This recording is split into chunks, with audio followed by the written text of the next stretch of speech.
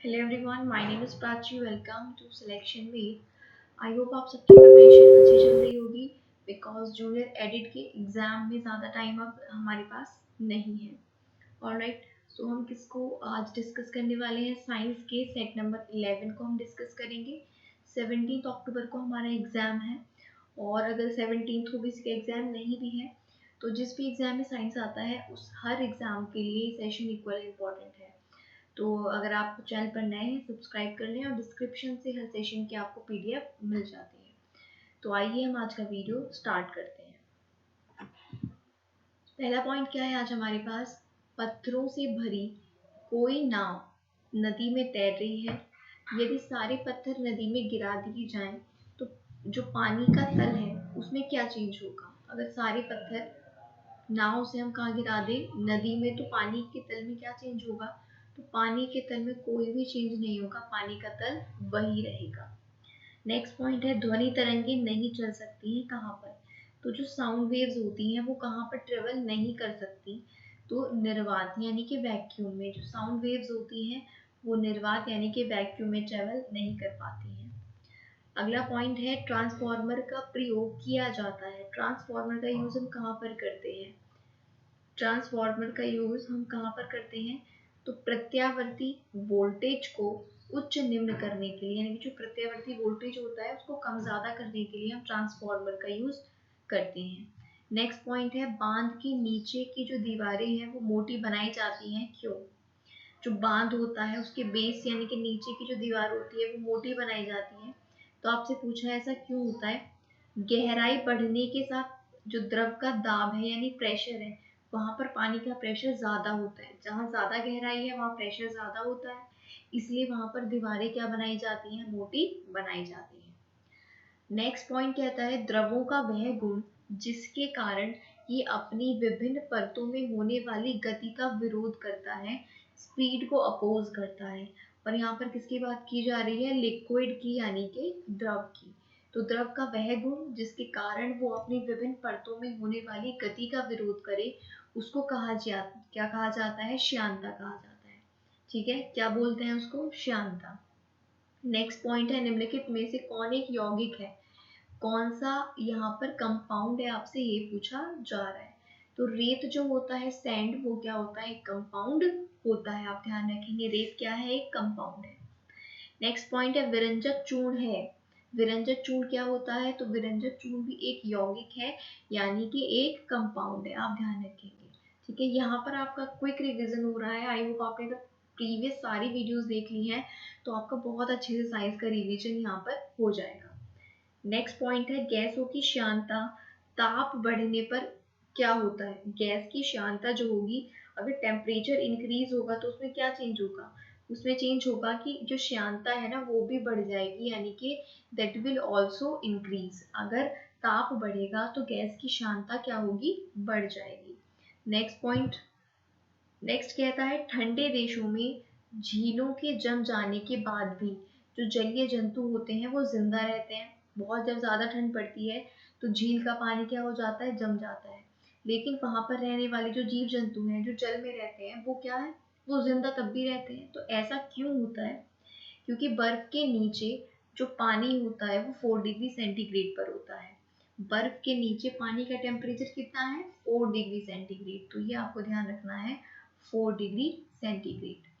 Next point है यदि पृथ्वी पर वायुमंडल नहीं होता तो दिन की अवधि क्या होती? दिन के टाइम में कितना चेंज होता? अगर एटमॉस्फेयर होता नहीं पृथ्वी पर तो दिन की अवधि में यानी कि टाइम में कितना चेंज होता? तो जो दिन होता वो ज्यादा होता, यानी कि दिन की अवधि क्या होती? ज्यादा होती। ये आपको ध्यान रखना है। नेक्स्ट पॉइंट है विद्युत मोटर यानी कि इलेक्ट्रिक मोटर किस सिद्धांत के अनुसार कार्य करती है? जो इलेक्ट्रिक मोटर होती है वो किस सिद्धांत पर काम करती है? आपसे ये पूछा जा रहा है। ठीक है, तो फेराडे के नियम, जो विद्युत मोटर है वो लॉ ऑफ फेराडे पर काम करती है। फेराडे के नियम पर विद्युत मोटर काम करती है। नेक्स्ट पॉइंट कहता है निम्न में से कौन सा बम जीवन को नष्ट कर देता है लेकिन भवनों को कोई क्षति नहीं पहुंचाता? यानी कि ये लाइफ को तो डिस्ट्रॉय कर देता है, लेकिन जो भवन होते हैं, बिल्डिंग्स होती हैं, उनमें कोई नुकसान नहीं होता। तो वो कौन सा बॉम्ब होता है? तो वो होता है न्यूट्रॉन बॉम्ब। कौन सा बॉम्ब होता है? Neutron bomb. तो उससे क्या होता है? जीवन नष्ट हो जाता है, लेकिन जो भवन है, बिल्डिंग्स हैं, उन पर कोई क्षति नहीं होती है। नेक्स्ट पॉइंट की बात करेंगे। नेक्स्ट कहता है परमाणु बम किस सिद्धांत पर काम करता है? बहुत इंपॉर्टेंट क्वेश्चन है।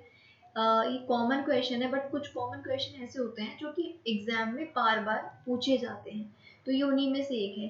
तो जो परमाणु बम है, एटम बॉम्ब होता है, वो किस सिद्धांत पर काम करता है? नाभिकीय विखंडन। ठीक है, उसमें क्या होता है? नाभिकीय विखंडन का मतलब क्या है? एक बड़ा परमाणु, बड़ा और भारी, दो अलग अलग में टूट जाता है। ठीक है, तो ये होता है नाभिकीय विखंडन। तो परमाणु बम में यही होता है, यानी कि परमाणु बम जो है किस पे काम करता है? विखंडन की प्रक्रिया पर काम करता है।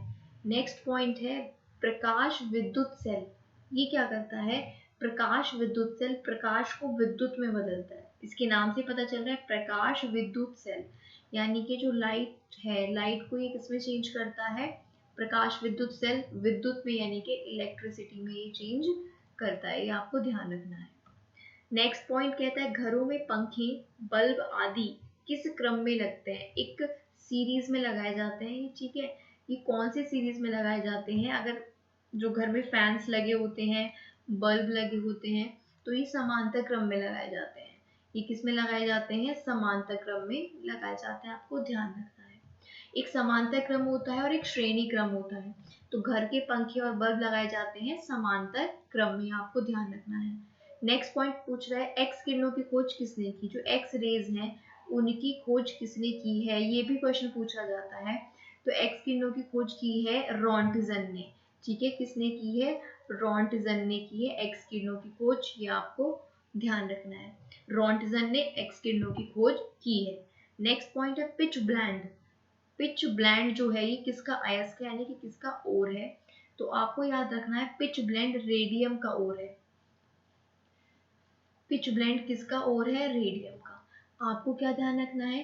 किस कुछ इंपॉर्टेंट ऐसे धातु हैं जिनके ओर के नाम आपको ध्यान रखने हैं। तो पिच ब्लेंड किसका है? रेडियम का, ये आप ध्यान रखेंगे। नेक्स्ट पॉइंट है रेडियो एक्टिव पदार्थों से निकलने वाली किरणें कौन सी होती हैं?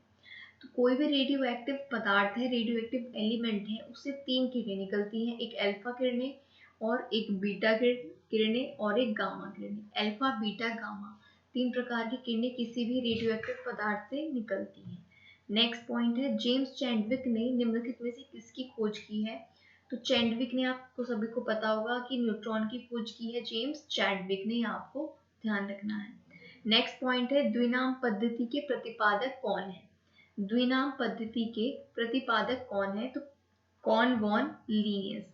जो द्विनाम पद्धति है उसको किसने दिया है? ये बायोलॉजी से रिलेटेड है। तो द्विनाम पद्धति के जो प्रतिपादक हैं वो कौन है? Carl von Linnaeus. ये आपको ध्यान रखना है, कॉन वॉन लीनियस ने द्विनाम पद्धति को जो है खोजा था। तो आपको ये ध्यान रखना है। नेक्स्ट पॉइंट की बात करते हैं। सो ये आज के हमारे 20 क्वेश्चंस कंप्लीट होते हैं और आज का पार्ट हमारा 11 भी कंप्लीट होता है। नेक्स्ट पॉइंट में डिस्कस करेंगे और इम्पॉर्टेंट 20 क्वेश्चंस को। और इससे जितने पार्ट्स पहले आए हैं वो आपने आई देख लिए होंगे, नहीं देखे हैं तो चैनल पर जरूर देख लें। वीडियो अच्छी लगी है तो लाइक कर दें और अपने कुछ फ्रेंड्स के साथ वीडियो को जरूर शेयर करें जो भी किसी भी कॉम्पिटिटिव एग्जाम की तैयारी कर रहे हैं।